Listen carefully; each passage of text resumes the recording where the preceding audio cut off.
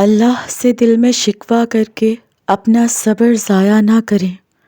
وہ جہاں سے چاہے تقدیر پلٹ دے، حالات بدل دے، بھلا اس کے لیے کچھ ناممکن ہے؟ آپ کیا سوچتے ہیں؟ خاموشی سے کی گئی دعائیں بہت اثر رکھتی ہیں، کیونکہ خاموشی ہی وہ آخری حد ہوتی ہے جب انسان کوئی شکوہ نہیں کرتا۔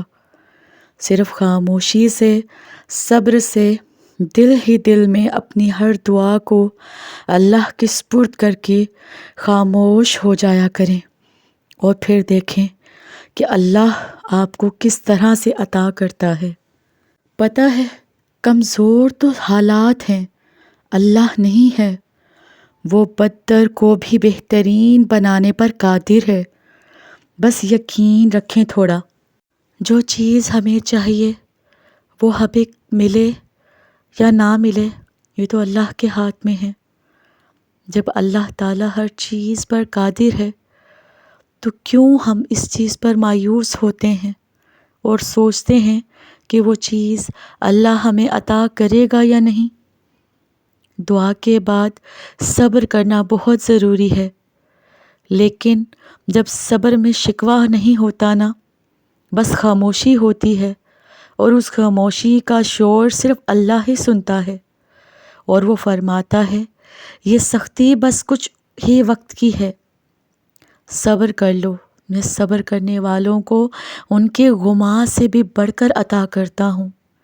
بے شک پھر جب اللہ سے دوستی کے بعد ایک وقت آتا ہے جب آپ کو تنہائی سے ڈر نہیں لگتا، اکیلے رہنا برا نہیں لگتا، آنکھ میں سے لوگوں کی وجہ سے آنسو نہیں گرتے، ہونٹوں پر ہر وقت مسکراہٹ رہتی ہے، ہم سے کوئی بات کرے یا نہ کرے دل مطمئن رہتا ہے، تو شکوہ کس چیز کا، پریشانی کس چیز کی؟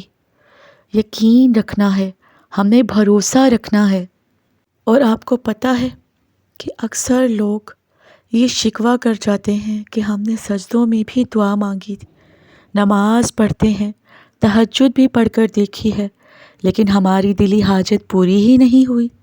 تو سنیں، اگر آپ کو کوئی پسندیدہ چیز لاکھوں تدبیروں کے بعد بھی حاصل نہیں ہو رہی ہے، اور آپ چاہتے ہو کہ من پسند عطاؤں کا ظہور دگنی رفتار سے آپ تک پہنچے، تو آپ آج ان 4 چیزوں کو سمجھ لیں، جس کی وضاحت تو خود اللہ تعالیٰ نے قرآن پاک میں فرمایا ہے۔ سورۃ یونس میں اللہ تعالیٰ خود فرماتے ہیں، اور اللہ وہی ہے جس نے سورج کو سراپا روشنی بنایا اور چاند کو سراپا نور، اور اس کے سفر کے لیے منزلیں مقرر کر دیں تاکہ تم برسوں کی گنتی اور مہینوں کا حساب معلوم کر سکو۔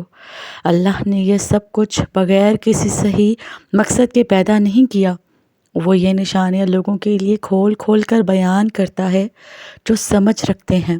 اور جانتے ہو، 4 چیزیں ایسی ہیں جو پسندیدہ چیز کو پانے کے لیے دعا اور تہجد سے بھی زیادہ دگنی رفتار سے ملتی ہے، جس میں پہلی اور خاص چیز تو یہ ہے کہ جس دل کو یہ خوف لاحق ہو جاتا ہے نا کہ اللہ مجھ سے ناراض نہ کہیں ہو جائے، تو اس کی نعمت اس سے کبھی نہیں چھینتی بلکہ اسے واپس کر دی جاتی ہے۔ یاد رکھیں، جس انسان سے اللہ ناراض ہو جاتا ہے نا، اس سے خیر کی توفیق چھین لیتا ہے، اس کا دل ظلمتوں میں ڈوب جاتا ہے، وہ لوگوں کے لیے دل میں برائی رکھنے لگتا ہے۔ اگر آپ چاہتے ہو کہ آپ کے بگڑے کام سنورنے لگیں تو آپ اللہ کو کبھی ناراض نہ کریں۔ ایک حدیث سے ثابت ہے، نبی کریم صلی اللہ علیہ وآلہ وسلم نے فرمایا کہ انسان کا خدا کے نزدیک ایک ایسا درجہ ہے جسے وہ صرف ایک عمل کے ذریعے ہی حاصل کر سکتا ہے، اور وہ ہے اس کی آزمائش۔ اور جو انسان اپنی آزمائش میں شکوے شکایتیں نہیں کرتا نا، اور اسے صبر سے گزارتا ہے، تو وہ اس آزمائش کے ذریعے بڑی دگنی رفتار سے اجر بھی پا لیتا ہے۔ پسندیدہ عطائیں حاصل کرنے کا دوسرا عمل استغفار ہے۔ استغفار اللہ کا وہ محبوب ترین کلمہ ہے جو رحمت کی پرجوش عطاؤں کو بڑی تیز رفتار سے آپ تک پہنچتا ہے۔ قرآن میں ارشاد ہے، اور میں اپنے آپ کو پاک صاف نہیں کہتا، کیونکہ نفس ہمارا انسان کو برائی ہی سکھاتا ہے، مگر یہ کہ میرا پروردگار رحم فرمائے، بے شک میرا پروردگار بہت بخشنے والا ہے اور مہربان ہے۔ امام اوزاعی رحمۃ اللہ فرماتے ہیں کہ ابلیس نے اپنے چیلوں سے پوچھا کہ تم انسان کو کس طرح گمراہ کرتے ہو؟ تو شیطان بولا کہ ہم مختلف طریقوں سے انسان کو گمراہ کرتے ہیں۔ ابلیس نے اپنے چیلوں سے پوچھا کہ کیا انسانوں کو تم نے استغفار کے بارے میں گمراہ کیا ہے؟ تو شیطانوں نے جواب دیا کہ استغفار تو اللہ کا وہ طاقتور عمل ہے کہ جو اللہ تعالیٰ کے ساتھ جڑا ہوا ہے، اس پر ہمارا کوئی زور یا کوئی طاقت کام نہیں آ سکتی۔ تو ابلیس نے ان سے مخاطب ہو کر کہا کہ میں لوگوں میں ایسی چیز پھیلا دوں گا جس پر انسان کو استغفار کرنے کی نوبت تک نہ آئے۔ امام فرماتے ہیں کہ اس شیطان نے لوگوں کے درمیان تمناؤں اور خواہشات کو پوری طرح پھیلا دیا، جس میں مبتلا ہو کر انسان ایک دلدل میں ڈوب جاتا ہے اور جو خواہشات کی لت میں اپنے گناہوں سے توبہ تک نہیں کر پاتا۔ تو نبی کریم صلی اللہ علیہ وآلہ وسلم نے فرمایا، بے شک شیطان نے اللہ سے کہا ہے کہ اے میرے رب، تیری عزت و جلال کی قسم، میں تا قیامت تیرے بندوں کو گمراہ کرتا رہوں گا۔ تو اللہ تعالیٰ نے ارشاد فرمایا، میرے جلال کی قسم، میری عزت کی قسم، جب تک میرے بندے مجھ سے استغفار کرتے رہیں گے میں ان کو بخشتا رہوں گا۔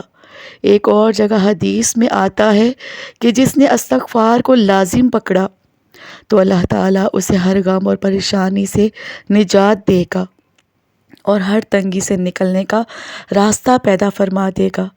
اور جان لیں کہ استغفار وہ طاقتور چیز ہے جو اللہ کی رحمت کی پرجوش عطاؤں کو بڑی تیز رفتاری سے آپ تک پہنچتا ہے۔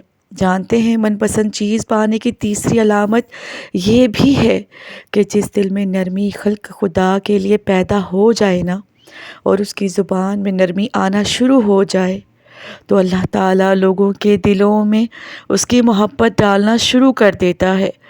یاد رکھیں، شکل کی خوبصورتی محض آنکھوں کو بھاتی ہے، جس کے کردار کی خوبصورتی دلوں کو فتح کر لیتی ہے نا۔ آپ اپنا کردار اتنا مضبوط اور اپنا ظرف اتنا وسیع رکھیں کہ لوگ آپ سے تعلق رکھنے میں فخر محسوس کریں۔ آپ کا کردار جتنا بلند ہوگا نا، اللہ آپ کا معیار بھی اتنا بلند کرے گا۔ حضرت علی رضی اللہ تعالیٰ عنہ نے فرمایا، 3 کام اللہ کو بے انتہا پسند ہیں: ٹوٹے ہوئے دل کو جوڑنا، نہ چاہتے ہوئے بھی کسی کو معاف کر دینا، اور کسی کے گناہ پر پردہ پوشی کرنا۔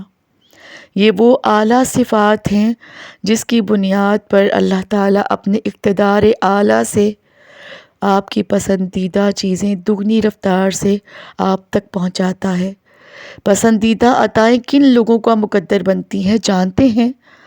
جب آپ اپنی زندگی میں آئی کسی تکلیف اور دکھ پر اس کی ابتدائی مرحلے پر صبر کر لیتے ہیں نا، اور اس تکلیف پر شکوے کی بجائے آپ اس وقت بھی چہرے پر مسکراہٹ رکھتے ہیں، تب پوری طرح ٹوٹ چکے ہوتے ہیں آپ، تو جان لیں اللہ کے حیرت انگیز معجزات بھی آپ کا منتظر ہوتے ہیں۔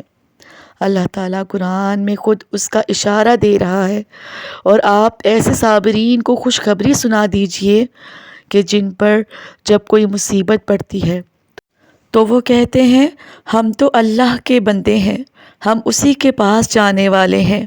ان لوگوں پر خاص رحمتیں بھی ان کے پروردگار کی طرف سے ہوں گی، اور یہی وہ لوگ ہیں جن کی رسائی ہوگی۔ اور یہی وہ 4 چیزیں ہیں جو آپ کی من پسند چیزوں کو بہت جلد آپ کے نصیب میں لکھوا دیتی ہیں۔ قرآن کہتا ہے اللہ اپنے بندوں کے رویوں پر گہری نگاہ رکھتا ہے۔ مطمئن رہیں، ان قریب اللہ کی رحمت پرجوش عطائیں آپ کی منتظر ہیں۔ اللہ پاک آپ کو وہ چیز عطا کرے گا جو آپ چاہتے ہیں۔ یہ یاد رکھیں کہ اللہ تعالیٰ کسی کے ساتھ ناانصافی نہیں کرتا، وہ بس صبر آزماتا ہے، اور صبر کرنے والوں کو میٹھا پھل بھی ملتا ہے۔ جو چیز آپ چاہتے ہیں وہ آپ کو ضرور ملے گی۔ اللہ بہتر کرے گا، لیکن اللہ نے بہتر نہ کیا تو وہ بہترین کرے گا انشاءاللہ۔